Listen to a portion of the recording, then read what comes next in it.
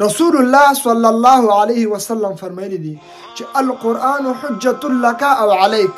نبی علیہ السلام فرمایي چې اے انسانانو او اے پیرانو، رسول الله صلی الله علیه وسلم فرمایلی دي دا قرآن مجید به ستا لپاره حجت دی، دا به ستا لپاره دلیل دی.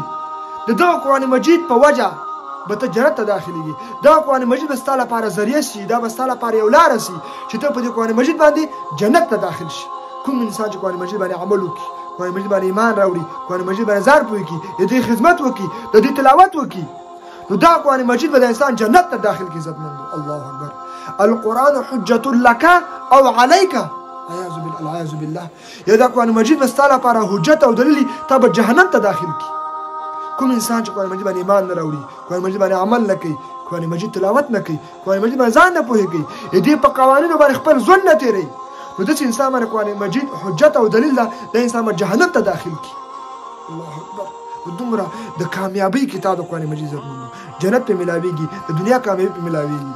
او که کوم انسان باندې عمل ونه کړي، عقیده ور باندې ونه لري، نو داسې انسان جهنم ته داخلي. ګوره د کامیابۍ او د خسارې کتاب د قرآن مجید ډېر معزز کتاب ده.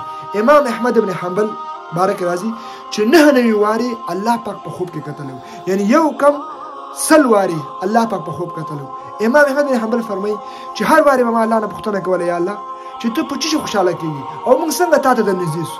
و الله پاک ما ته ویلي چې قرآن مجید باندې منګولې ولګوئ، هر چا چې په قرآن مجید منګولې ولګولې نو دا انسان ما ته رانږدې شي. تقرب الی الله، الله ته نږدېکت، الله رضا کولو واحد دا چې هغه د الله کتاب قرآن مجید ده. و ما ورنه پوښتنه وکړه، امام احمد بن حنبل فرمایي چې الله په دې قرآن باندې څوک چې ځان پوهېږي هغه ته نږدې کېږي، او که نه که ځان پوه نه کړي چې خالي تلاوت کوي.